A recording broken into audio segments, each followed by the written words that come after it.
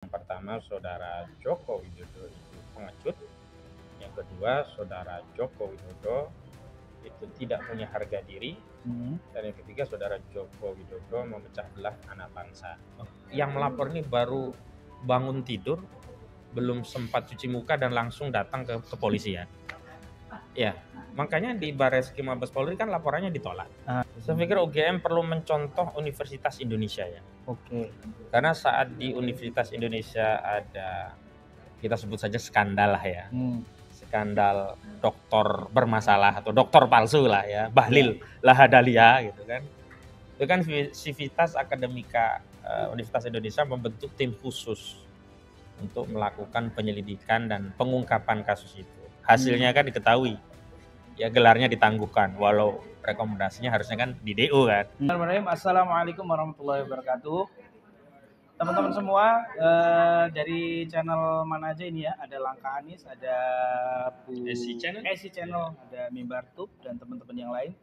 Kita secara eksklusif menemui Bung Ahmad Husinuddin karena beliau adalah salah satu pengacara yang awalnya dulu membela Gus Nur dan Bambang Tri pada kasus ijazah palsu di Solo. Dan itu sekitar 2 atau 3 tahun yang lalu, dan saya pikir ini cukup mewakili ya keresahan kita bersama terkait bergulirnya kasus ijazah palsu ini. Dan sejauh ini kita tahu semua bahwa ada 4 orang yang hari ini menjadi terlapor di ada yang terlapor di Barreskrim ya, di Polda Metro atau di Barreskrim? Yang terlapor itu di Polres Jakarta. Oh, di Polres ya, di Polres Jakarta Pusat, yaitu ada Bapak Roy Suryo, ada Dr. Prismon Sianipar, kemudian ada Bu Tifa Fauzia, kemudian yang terakhir ada Bang Rizal Fadilah. Dan kita belum tahu nih perkembangan ke depan seperti apa. Nah, mungkin pertanyaan pertama, dengan adanya laporan ini Bang Ahmad Husinuddin, kira-kira potensi ijazah palsu ini akan semakin terbuka atau seperti apa ini secara politik dan fakta ini, Bang Ahmad? Baik, Bismillahirrahmanirrahim. Jadi yang pertama saya sampaikan, saya pikir perlu ya menegaskan statement saya di wawancara sejumlah channel yang lain begitu. Laporan yang dilakukan oleh orang-orang yang mengaku sebagai pemuda Patriot Nusantara itu ya di Polres Jakarta Pusat ya, itu mengkonfirmasi 3 hal terkait Jokowi itu. Oke. Yang pertama, Saudara Joko Widodo itu pengecut. Yang kedua, Saudara Joko Widodo itu tidak punya harga diri. Dan yang ketiga, Saudara Joko Widodo memecah belah anak bangsa. Oke. Ya, saya ulas balik sekilas ya sebelum masuk ke yang lain. Kenapa pengecut? Karena nggak berani lapor sendiri, yang lapor orang-orang lain. Kenapa tidak punya harga diri? Ya harusnya kalau dia merasa dicemarkan, difitnah, karena delik pencemaran dan fitnah itu adalah delik aduan, maka yang lapor ya harus Saudara Joko Widodo sendiri. Artinya ketika dia tidak lapor kan berarti dia tidak merasa harga dirinya tercemar dan difitnah. Artinya dia tidak punya harga diri kan. Dia tidak punya harga diri karena harga dirinya yang katanya sudah dicemar dan fitnah tidak dia bela. Dengan cara apa? Dia tidak melapor sendiri. Oke. Dan ketiga, ketika elemen anak bangsa yang lain melapor, ini kan menjadi potensi pecah belah. Artinya Jokowi mengulangi legacy pemecah belah anak bangsa sejak dulu dia menjadi presiden, dan setelah tidak menjadi presiden ternyata karakter memecah belah ini masih saja dilakukan oleh Saudara Joko Widodo. Kita tahu hanya di era Joko Widodo bangsa kita terbelah menjadi kelompok cebong, kampret, dan terakhir ada kadrun. Terkait laporan, saya pikir ini ya aneh saja. Saya kan praktisi hukum, jadi ini adalah laporan yang saya kira orang yang melapor ini baru bangun tidur, belum sempat cuci muka dan langsung datang ke kepolisian. Ya, makanya di Barreskrim Mabes Polri kan laporannya ditolak. Walaupun bahasa mereka konsultasi dan diarahkan di Polres Jakarta Pusat dan di Polres Jakarta Selatan, tapi jelas-jelas Barreskrim menolak. Kenapa? Karena Barreskrim itu punya kewenangan untuk menerima laporan polisi di seluruh wilayah Negara Kesatuan Republik Indonesia. Jadi yurisdiksi kewenangan menyelidiki dan menyidik perkara Barreskrim Mabes Polri itu seluruh Indonesia. Artinya mau TKP-nya di Solo, TKP-nya di Jogja, atau TKP-nya di Jakarta Selatan, TKP-nya di Jakarta Pusat, Baris Krim berwenang. Oh. Artinya itu kan halus saja dia. Dia menolak, ya halus diarahkan ke Polda Metro Jaya, Polres Jakarta Pusat, dan Polres Jakarta Selatan. Tapi intinya kan ditolak. Sementara itu kalau kita merujuk TKP peristiwa, ya pejuang kita ya, kita beri predikat atau atribut kepada orang-orang yang sedang dilaporkan ini sebagai pejuang ya. Dr. Roy Suryo, Dr. Rismon Hasiolan Senipar, termasuk Rizal Fadilah SHMH, termasuk Dr. Tifauna Fauziah ya. Itu adalah pahlawan. Kenapa? Sebenarnya mereka tuh punya motif yang baik. Bagi yang di luar UGM, mereka punya motif ingin membersihkan legasi sejarah bangsa Indonesia. Sehingga tidak diwariskan ke anak cucu kita, generasi selanjutnya. Oh, kita dulu punya presiden tertuduh ijazah palsu. Nah, mau diberesin gitu. Kalau enggak ya enggak, kalau iya ya memang harus diproses hukum. Jangan sampai ada pertanyaan ngawur seperti disampaikan oleh politisi Nasional Demokrat Nasdem, Irma Caniago, di dalam sebuah wawancara podcast dia katakan, kalau perkara ini terbukti terus mau ngapa? Lah kok mau ngapa? Ya ditangkaplah Jokowi. Karena 263, 266 KUHP itu masih berlaku. Orang yang melakukan pemalsuan dokumen itu kejahatan. Kecuali itu bukan kejahatan, mau ngapa? Jadi presiden sudah selesai misalnya begitu. Ini kan bukan soal status dia, tapi tentang kejahatan. Itu satu. Kedua tentang legacy. Yang kedua bagi misalkan Dr. Tifa, Dr. Rismon, Dr. Roy Suryo, itu lebih spesifik lagi, tidak sedang hanya bicara soal bangsa dan negara, dia juga bicara tentang membersihkan nama besar sekaligus reputasi alma maternya, yakni UGM, Universitas Gadjah Mada. Apakah ya UGM yang menelurkan atau menghasilkan produk yang bermasalah seperti ini? Makanya kan ada 34 dokumen yang menurut UGM itu tersedia kan didatangi yang lalu itu kan, tidak diverifikasi ya kan. Tapi ternyata yang ada hanya skripsi Jokowi dengan skripsi orang lain yang dianggap temannya Jokowi, walau terakhir belakang kita tahu itu tesis. Maksud saya bahwa yang di Solo juga ya yang berkaitan dengan kedatangan ke Jokowi yang dia menyatakan tidak akan membuka kecuali di depan pengadilan atau perintah pengadilan, walaupun nggak ada perintah tiba-tiba dikasih tahu ke wartawan kan. Ini semua kan sebenarnya kewenangan daripada Polri ya, Mabes Polri. Tapi kenapa kok dilaporkan Polres Jakarta Pusat kok diterima gitu. Makanya saya berpikir ya jangan-jangan yang dilaporkan perkara yang lain gitu. Ini yang menurut kita harus kita periksa lagi. Dan kenapa saya sebut ini orang baru bangun tidur belum sempat cuci muka langsung lapor polisi? Karena orang menyampaikan pendapat apalagi berdasarkan keilmuan yang dia miliki, baik dari sisi keilmuan ahli telematika, juga keilmuan sebagai ahli forensik digital, itu dijamin oleh konstitusi. Terus kok bisa itu dianggap kejahatan? Kan pasalnya 160 KUHP penghasutan. Di mana menghasutnya? Kalau Rismon, Roy Suryo ingin meyakinkan publik berdasarkan keilmuannya, itu bukan menghasut. Karena ada data, ada argumen, dan orang memaparkan ilmu itu bukan kejahatan. Katakanlah kalau orang memaparkan ilmu hasilnya keliru, itu juga bukan kejahatan, tetap ilmu gitu. Hanya mungkin teorinya nggak benar gitu. Kalau lah itu keliru misalkan. Makanya aneh ini kan sama aja orang bangun tidur belum cuci muka bikin laporan polisi gitu loh. Nggak paham unsur-unsur pidana penghasutan itu apa ya, melawan kekuasaan itu apa. Emangnya Jokowi sekarang penguasa. Betul. Ini kan melecehkan Prabowo Subianto. Sekarang kan presidennya Pak Prabowo. Kalau ini dianggap melawan kekuasaan berarti melanggar kekuasaan Pak Prabowo. Pak Prabowo memang bermasalah ijazahnya, kan Pak Prabowo gak ada masalah ijazahnya. Betul. Yang bermasalah itu saudara Jokowi yang hari ini bukan penguasa lagi. Gitu Bung Ari. Iya. Kalau kita lihat kan ini semakin ini kan ada beberapa ya Bung Ahmad. Yang pertama adalah soal ijazah SMA yang hari ini digugat di Pengadilan Negeri Surakarta. Kemudian yang di Jakarta Pusat yang dilaporkan oleh pemuda itu kan kalau di Jakarta Pusat ya pemuda Patriot Nusantara. Kalau di Baris Krim Peradi Bersatu. Iya, itu kan soal penghasutan ya. Nah, ini ada info juga Bang Ahmad Khosinuddin, konon katanya setelah ini viral, saya juga belum mengecek ya. Katanya di situs KPU juga sudah mulai dihilangkan ya soal ijazahnya ini.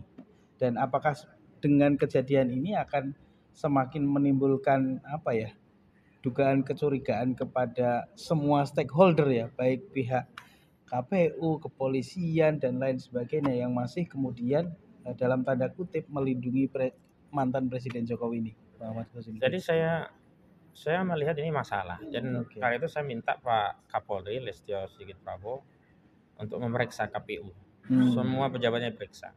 Kenapa bisa data itu hilang dari website? Saya khawatir ini terjadi apa yang disebut sebagai obstruction of justice. Satu kejahatan yang menghalangi proses penyelidikan atau pengungkapan kasus begitu.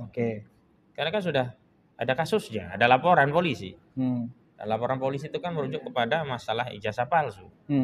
Dan ijazah palsu itu kan dulu dijadikan salah satu syarat untuk menjadi kontestasi politik di Pilpres. Karena di pasal 169 Undang-Undang Nomor 7 Tahun 2017 salah satu syarat untuk menjadi calon presiden itu paling tidak ya berpendidikan SMA atau sederajat, yang dibuktikan ya punya ijazah. Dan ijazah itu harus asli gitu loh. Jadi kalau ijazah itu boleh palsu ya orang nggak perlu sekolah gitu.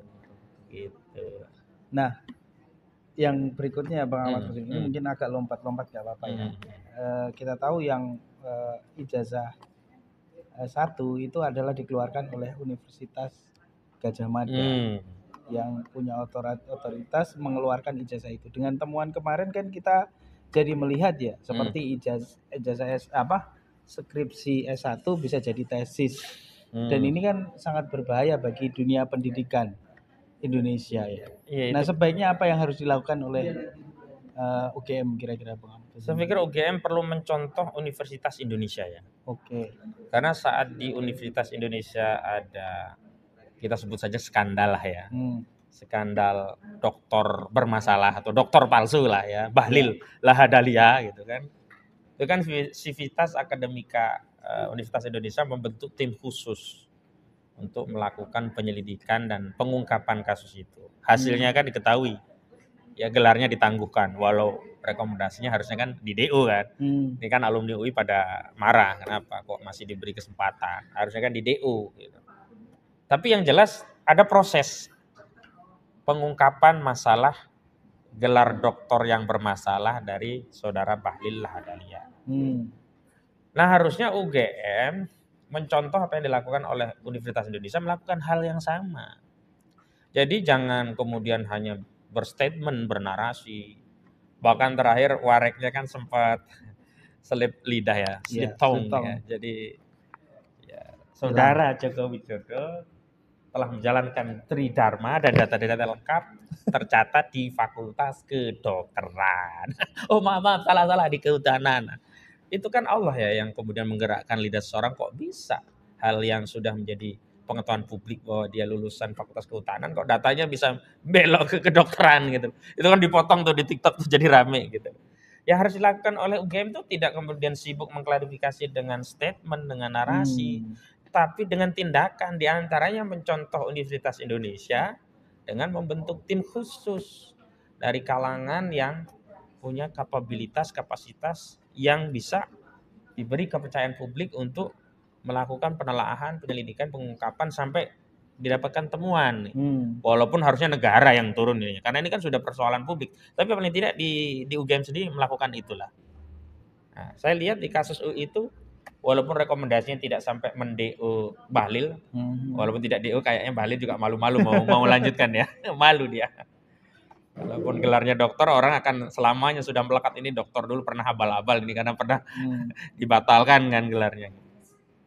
Tapi setidaknya itu ya walaupun tidak seluruhnya ya, karena kalau sudah ini istilahnya ya tinta setitik rusak air susu sebelanga. Betul. Ya setitik Jokowi ini merusak UGM seluruhnya. Dan itu yang terjadi di kasus UI gara-gara Bahlil, walaupun sudah ada proses ya, Bahlil ditangguhkan ya gelarnya, tetap saja UI ya kredibilitasnya ya goyah lah ya gara-gara kasus Bahlil itu. Apalagi UGM tidak melakukan tindakan apapun gitu loh. Dan apalagi masalah yang dihadapi UGM itu jauh lebih berat ketimbang yang dihadapi oleh UI. UI itu hanya soal dia belum saatnya menjadi doktor, ibaratnya begitu. Tetap diakui sudah berproses, tapi belum layak sehingga dibatalkan. Kalau ini kan terkait palsu.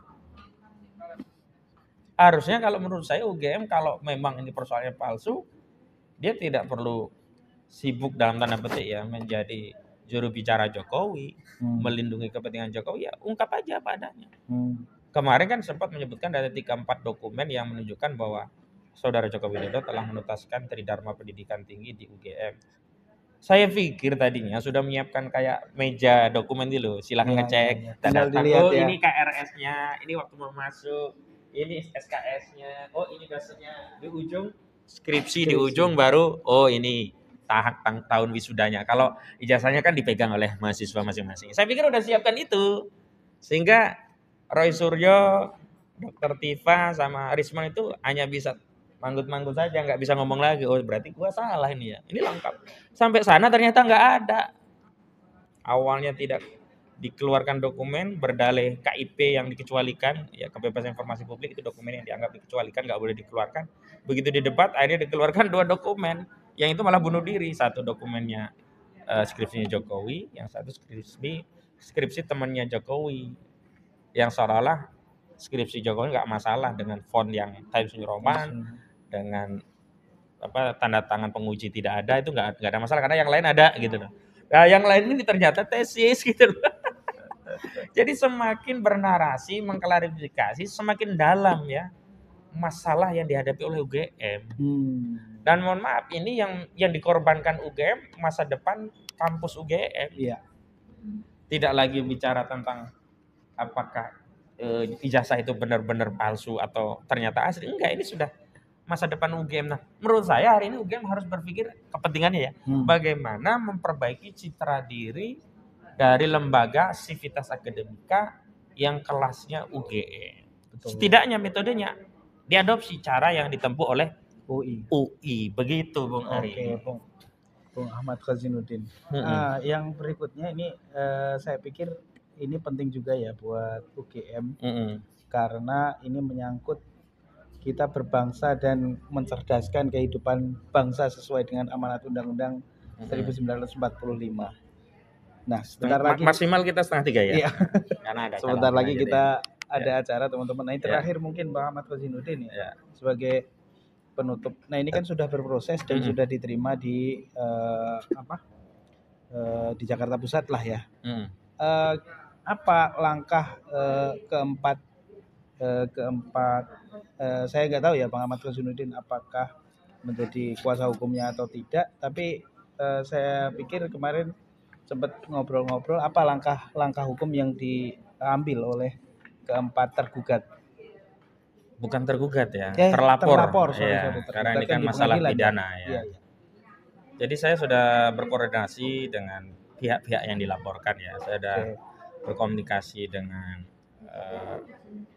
Pak Roy Suryo, dengan Pak Rismon Hasyiholan Senipar, juga dengan Bang Rizal Fadilah karena biasa kita diskusi bareng kan. Juga dengan Dr. Tifa. Intinya kita komitmen harus melawan kezaliman. Karena laporan ini adalah laporan yang mengkonfirmasi kezaliman, bukan penegakan hukum. Sederhana saja, kalau dia penegakan hukum, maka harusnya bukan 4 orang ini saja yang dilaporkan, seluruh rakyat Indonesia hari ini harusnya dilaporin semua itu.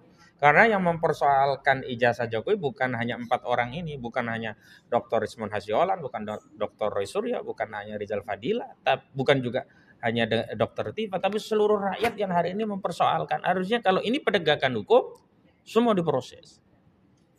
Kalau tidak, hanya 4 ini kan kezaliman. Nah, kezaliman itu ada 2. Pertama, bukan pidana dianggap pidana, ini zolim, kriminalisasi. Karena ini aktivitas menyampaikan pendapat berdasarkan ilmu yang ditekuni oleh, dikuasai lah ya. Iya, ditekuni, dikuasai, bahkan expert di bidangnya. Baik di telematika maupun di forensik digital gitu.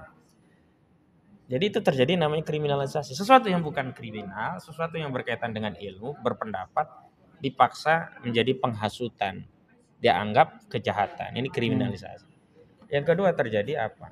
Ini kezaliman ya, kriminalisasi itu kezaliman. Yang kedua, tebang pilih. Ini juga kezaliman. Kalau memang ini dianggap kejahatan, kenapa cuma 4 orang ini? Harusnya seluruh rakyat juga dipersoalkan. Gitu. Nah karena ini kezaliman ya kami dengan kawan-kawan advokat dengan Sulat Tokoh sudah komitmen apapun yang namanya kezaliman harus kita lawan. Oke. Jadi ini mau saya tegaskan kepada seluruh rakyat Indonesia, ini bukan kasusnya Dr. Rismond, bukan kasusnya Dr. Roy Suryo, bukan kasusnya Rizal Fadila SHMA, bukan kasusnya Dr. Tifa, tapi inilah kasus kita semua, rakyat Indonesia yang ingin memastikan ijazah saudara Joko Widodo itu palsu atau abal-abal gitu Iya. aja. Pilihannya palsu atau abal-abal. Karena sulit mengatakan ada aslinya karena nggak mau ditunjukin. Iya. Kalau memang itu asli kan tunjukin saja apa susahnya begitu. Betul. Jadi begitu karena itu kami sedang berkoordinasi terus dan insya Allah pada waktunya kita juga ingin membersamai dan melibatkan seluruh rakyat dalam proses membela orang-orang yang dizalimi. Dan saya sebutkan tadi di awal ini kan pahlawan kita sebenarnya 4 orang. Bukan penjahat, mereka pahlawan. Kan apa? Sedang membela bangsanya, negaranya dalam konteks UGM, sedang membela kampusnya sebenarnya. Pak Roy Suryo, Dr. Tifa sama Dr. Rismond itu kan sedang membela kampusnya. Betul. Malulah dia alumni UGM kalau sampai UGM nggak ada kejelasan terkait ini. Nah, berangkatlah mereka untuk berusaha membersihkan noda UGM ini. Tapi alih-alih diapresiasi malah mendapatkan kriminalisasi. Begitu. Oke. Baik, terima kasih Muhammad Kosinuddin, nampaknya sudah pada hadir. Iya, jadi kita tutup saja teman-teman. Wassalamualaikum warahmatullahi wabarakatuh. Waalaikumsalam warahmatullahi wabarakatuh. Pak Heru. Udah?